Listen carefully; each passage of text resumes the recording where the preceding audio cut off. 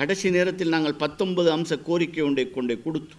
அந்த கோரிக்கையில் ஆக முக்கியமான அம்சம், இங்கு பேசப்பட்ட அம்சம் 5% வெட்டுப்புள்ளியை குறைச்ச விஷயம். அது வந்ததாலா இன்றைக்கு அன்றுகுமார திசாநாயக இப்படி நிற்கார், இல்லாட்டி அவரை பாட்டி அழிஞ்சு போய் கிடக்கும். நாங்கள் பெற்று கொடுத்த அந்த பிச்சைலாம் இன்றைக்கு அன்றுகுமார திசாநாயகிக்கு இப்படி ஒரு கெத்து வந்துருக்கு. எனவே முஸ்லீம் காங்கிரஸ் இதையெல்லாம் உருவாக்கிய கட்சி, இதெல்லாம் செஞ்ச கட்சி. இதே நன்றி உறவு சஜித் பிரேமதாசர தகப்பனுக்கும் இருந்தது தலைவர் மீது. அவரையும் நாங்கள் தான் ஜனாதிபதி ஆக்கணும். கடைசி நேரம் எல்லாம் என்னத்தை ஜேஆர் ஜாவாதனை தோக்க போறான்னு நினைச்சு தான் கொடுத்த. என்ன 2 பக்கமும் யுத்தம், வடக்கில் யுத்தம், தெற்கில் யுத்தம். யுத்தம்னா சாமானியமான யுத்தம் இல்லை. வடகிழக்கில் கடும் யுத்தம் புலிகளோட, ஜேவிபியுடைய கிளர்ச்சி கடுங்கிளர்ச்சி. அப்படி இருந்த நேரம், அந்த நேரம்தான் எங்களுடைய சுகதாச உள்ளரங்கில் அந்த கடைசி நேரத்தில் சினிமா, நாங்கள் எல்லாம் சினிமாவோட இருந்தோம். டிபிஏ பேச்சுவார்த்தை ஞாபகம் இருக்கு. ருக்மன் சேனாக விட்ட போய் கதைக்கிறேன். நான் ஜேவிபியோடையும் கடவுளை போய் கதைக்கிறேன். ஜேவிபி அந்த நேரம் மறைமுகமாக எங்களோட பேச்சுவார்த்தையில் ஈடுபட்டிருந்த ஒரு காலம். எல்லாரும் நினைச்சுட்டாங்க நாங்கள் சினிமாவோட தான் போகிறோம். ஆனால் கடைசி நேரத்தில் ஒரு முரண்பாடு வந்தது. அந்த முரண்பாட்டின் காரணமாக தலைவர் தீர்மானம் எடுத்தார், இனி நாங்கள் சினிமாவோட நிற்கிறதில்ல. அந்த தீர்மானத்துக்கு பிறகு நாங்கள் என்ன, எங்களுக்கு அதுலேயும் ஒரு சிக்கல். அந்த நேரம் என்னென்னா, பிரேமதாசிக்கு ஓட்டு பண்ணுங்க என்று சொல்ல இயலாத நிலவரம் நாட்டில். என்ன அவ்வளவு தூரம் தொடர்ந்து 11 வருஷம் யூஎன்பி ஆட்சியில் வெறுத்து போயிருந்தான் மக்கள். ஏன்னா சொல்லிக்கவே இல்லை நாங்களுக்கு பகிரங்கமாக. ஆனால் கடைசி நேரத்தில் நாங்கள் 19 அம்ச கோரிக்கை ஒன்றை கொடுத்தோம். அந்த கோரிக்கையில் ஆக முக்கியமான அம்சம், இங்கு பேசப்பட்ட அம்சம் 5% வெட்டுப்புள்ளியை குறைச்ச விஷயம். அது வந்ததாலா இன்றைக்கு அன்றுகுமார திசாநாயக இப்படி நிற்கார், இல்லாட்டி அவரை பாட்டி அழிஞ்சு போய் கிடக்கும்.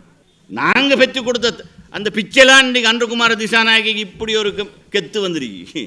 எனவே முஸ்லீம் காங்கிரஸ் இதையெல்லாம் உருவாக்கிய கட்சி, இதெல்லாம் செஞ்ச கட்சி. அதை நாங்கள் ரணசிங்க பிரேமதாசே இந்த கடைசி நேரத்தில் செஞ்ச பேல இரவோடு இரவாக. அப்போ லலித் அத்துலத் முதலில் லீடர் வந்து கதைச்சு அவரோட லோ காலேஜ் லெக்சரர் வந்து கதைச்சு உடனடியாக பேசி, நாங்கள் அந்த சட்ட திருத்தம் நிறைவேற்றப்படுகிறது, அரசியலமைப்புக்கான திட்ட திருத்தம் 6-5 பெரும்பான்மையுடன் பாராளுமன்றம், அதனுடைய கடைசி அமர்வாகத்தான் அந்த நாள் இருந்தது. அந்த நாளை நிறைவேற்றி அந்த நள்ளிரவு ஜனாதிபதி ஜேஆர் ஜாவர்தனை பார்லிமெண்ட்டை கலைச்சு. அதுவும் என்னண்டா, பிரேமதாச வந்தாலும் பரவாயில்ல, அவருக்கு 6 லஞ்சரிக்கப்பட்ட எப்படி விளையாட்டு. இது ஜேஆர் ஜாவர்தனை பார்த்த வேலை. கடுங்கோவத்தில் இருந்தார் ரணசிங்க பிரேமதாசர். பாராளுமன்றத்தில் ஆயுட்காலம் மிச்சிருந்தது. ஆனால் இது இந்த நன்மையை அவர் அடைஞ்சிடப்படா ரெண்டுக்காக கலைச்சுப்படான் 20 ரூபா. அப்படி தண்டை கட்சி கூட தன்னை கைவிடுகிற நிலைமை தான். நாங்கள் கை கொடுத்தோம் ரணசிங்க பிரேமதாசவுக்கு. அந்த தேர்தலில் காத்தாங்குடியில் முன்னாள் பிரதமர் ஸ்ரீமா பண்டாரநாயக்க இறங்கூடல, அவட ஹெலிகாப்டருக்கு செருப்பாளர் எல்லாம் கதையில் அன்னைக்கு அப்படியான ஒரு உணர்வு வேகம் தோட தான் அந்த தேர்தலை முன்கொண்டோம். சூ தந்திர கட்சி இன்னொரு ஒரு பெரிய ஒரு புத்தகம் அடித்தோம். சூனா விதின் பிராக்கெட் தந்திர கட்சி. கட்சி எங்களுக்கு செய்த துரோகம் என்று ஒரு துண்டு பிரசனம் அடித்து 20 ரூபா பிரேமதாச அதை அடித்து ஹெலிகாப்டரில் கொண்டே கொட்டின ஒவ்வொரு ஊர்லேயும். என்ன கையில் கொடுத்துக்க நேரம் இல்லை. அப்படியான ஒரு வரலாறு இந்த கட்சிக்கு இருக்கு. அந்த தேர்தலில் நாங்கள் இறுதி நேரம் எடுத்த முடிவு தான் பிரேமதாசவை அவர் எப்படி 50% கொஞ்சத்தால் அங்கே மேலே தூக்கி விட்டுச்சு. அதை பிரேமதாச ஒரு நாளும் மறக்கலை. இனி அவரோட அந்த ஆட்சியில் என்ன அந்த அந்த மதிப்பிழக்க செய்யும் பிரேரணையிடையில் வந்துச்சு. அதில் கூட லீடரில் நம்பிக்கை இல்லை மத்தாக்களுக்கு. அவர் எதிர்கட்சியில் மிக முக்கியமான ஒரு பேச்சாளர் தலைவர். அப்போ தலைவர் வந்து பிரேமதாசரை கூட்டாளி, இவர் சொல்லிடப்படா சொன்னால் கொண்டே அள்ளி வச்சுருவார். இந்த விஷயம் நடக்க போகுன்னு காட்டி கொடுத்துருவாரு. அப்போ எங்களுக்கு இது பிழைச்சி போகும் அப்படின்னு சொல்லி அவரை சொல்லலை. அப்புறம் எம்ஹெச் முகமதை வளைச்சி போட்டு ஒரு மாதிரி இம்பீச்மெண்ட். அன்றைக்கு இம்பீச்மெண்ட் வந்து எப்படி நாடு இந்த 52 நாளில் சல்லாடின மாதிரி அதுவும் ஒரு 45 நாள் முழு நாடும் ஸ்தம்பித்து போனது. ஆனால் எல்லாத்தையும் வளைச்சி பிடிச்சி ஒரு மாதிரி திருப்பி ஆட்சியை கொண்டு வந்து அவர் நீடித்தார். ஆனால் அதுக்கு பிறகு வந்த அந்த மாகாண சபை தேர்தலுக்கான பிரச்சாரங்கள் நடந்து கொண்டிருந்த மேதின நிகழ்வொன்றுக்கும் போயிருந்த போது விடுதலை புலிகள் கையினால் ரணசிங்க பிரேமதாச படுகொலை செய்யப்பட்ட வரலாறு எல்லோருக்கும் தெரியும். அதே போல் அவர் அந்த பிரச்சனையை ஏற்படுத்தின லலித் அத்துலத் முதலி காமினி திசாநாயக எல்லாத்தையும் புலியர் கொண்டு விட்டான். ஒச்சரும் இல்லை கடைசிக்கு எல்லா தலைவர்களும். அப்போ அதனால் இவருடைய தலையில் வந்து விழுந்தது சும்மா ஒரு லக் பை சான்ஸ் மாதிரி தான் எல்லாரும் போய்த்தாங்க முன்னணி தலைவர்கள் போனோன்னு ரெண்டு கிடைச்சி. ரணில் தொடர்ந்து ஆட்சி, அவர் அண்டையிலிருந்து எதிர்கட்சி தலைவராகவே இருந்தார். அவருக்கு சான்ஸ் பட்ட இந்த அடியேன் இந்த சந்திரிகா தூக்கி வெளியே போட்டான். அது இந்த மாவனல்ல கலவரத்தில் நான் கொஞ்சம் கூடுதலாக அரசாங்கத்துக்கு ஏசிப்பட்டேன் என்ற ஒரு பிரச்சனை ஒன்று வந்து என்ன தூக்கி திடீர்னு நான் போய் நிற்கேன். பார்லிமெண்ட் வாசல் அடியில் கொண்டு வந்து கடிதத்தை தராங்க, என்ன அமைச்சர் வந்து நீக்கியாச்சுன்னு. உடனடியாக நான் பார்லிமெண்ட்டில் போய் ஒரு பேச்சை பேசி போட்டு வாராக்கள் வாங்க எல்லாரும், அதுலேயும் எங்களோட கொஞ்சம் பேர் நின்ட்டாங்க. நாங்கள் 7 பேர் வெளியில் வந்தோம். அதோட ஆட்சி உடைய பெரும்பான்மை இல்லாமல் போனது.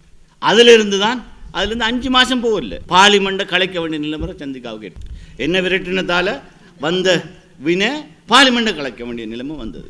அது அந்த பின்னணியில் தான் இந்த ரணில் விக்ரமசிங்க ஆட்சிக்கு வரையிலாமல் இருந்தால் நாங்கள் ஊடூரா ஓடி முஸ்லீம் காங்கிரஸ் வெளியில் வந்து தான் அவரை கொண்டு பிரதமராக்கினோம். பிரதமராக்கிட்டும் சந்திரிகாவோட ஆட்சியை கொண்டு போய்த்து எப்போதான் ஆட்சியை கஷ்டப்பட்டு எடுத்து கொடுத்தாலும் 2.5 வருஷத்துக்கு மேலே போய்த்துக்க மாட்டான் மனுஷன். நான் சும்மா இல்லை, இந்த ரணில் விக்ரமசிங்க ஆட்சியில் வாரத்துக்கு நான் 11 உயிர்களை பலி கொடுத்தவன். சும்மா 11 உயிர்களை பலி கொடுத்தவன் நான். அந்த 11 உயிர்களையும் பலி கொண்டவர்கள் இப்போ அவர் அடியில் இருக்காங்க. சமூகம் ஜனநாயகம் என்று பார்க்கிற போது இதற்கு படுமோசமாக இந்த நாட்டில் நடந்த மிக மோசமான தேர்தல் வன்முறை என்றால் அதுதான். இதுவரைக்கும் அப்படியான தேர்தல் வன்முறை நடக்கவே இல்லை.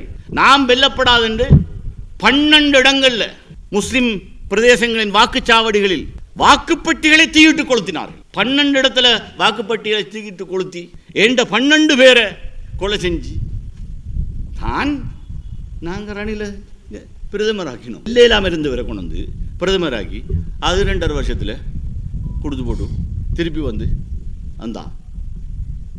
பிறகு மடித்து கட்டிக்கிட்டு அவரை ஜனாதிபதி ஆகிறதுக்கு மஹிந்த ராஜபக்ஷ வேட்பாளராக வந்த நேரம் நின்று அதையும் செஞ்சு பார்த்தோம்.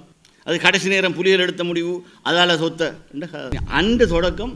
அந்த நேரம் நான் தான் போய் சொன்னேன், சார் நான் விட்டு போட்டு அரசியல் விட்டு ஒதுங்க போகிறேன்னு விட்டப்படுத்தார்.